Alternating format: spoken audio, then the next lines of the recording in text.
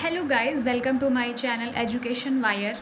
तो आज के ब्लॉग में आज की वीडियो में आपको मैं पढ़ाने का कोशिश करूँगी NEP 1986-2020 नेशनल एजुकेशन पॉलिसी, इसके बारे में आपको मैं पढ़ाऊँगी।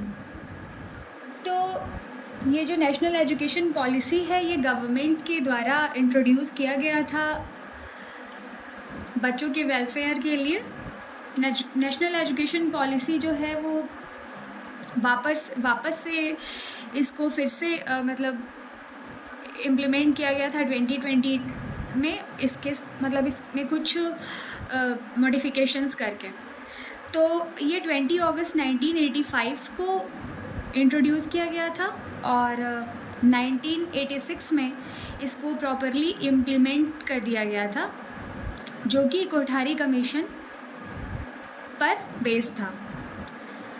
1986 का जो नेशनल एजुकेशन पॉलिसी था उसमें 10+2+3 प्रणाली भी लागू हो गई थी। 1986 की शिक्षा नीति के लिए सरकार ने ना तो कोई आयोग बैठाया था और ना ही किसी समिति की नियुक्ति की थी। 1986 की शिक्षा नीति को 12 भागों में बांटा गया है। 1986 की शिक्षा नीति में कार्य योजना की संख्या 24 थी।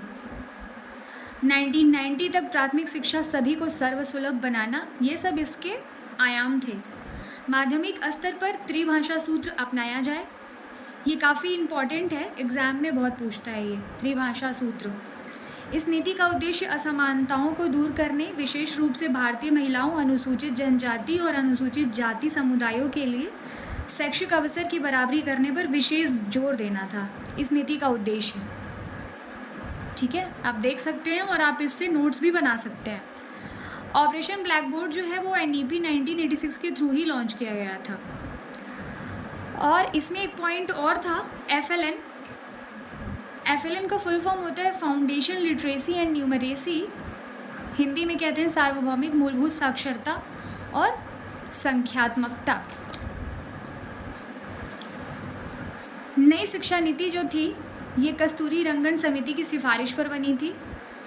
प्रथम शिक्षा नीति 1968 DS कोठारी की अध्यक्षता में बनी और दूसरी 1986 में बनी। पहली कौन सी थी? 1968 में DS कोठारी के तहत। 1992 में आवश्यकता अनुसार संशोधन किया गया। 29 जुलाई 2020 को प्रधानमंत्री श्री राष्ट्रीय शिक्षा नीति की घोषणा किए थे।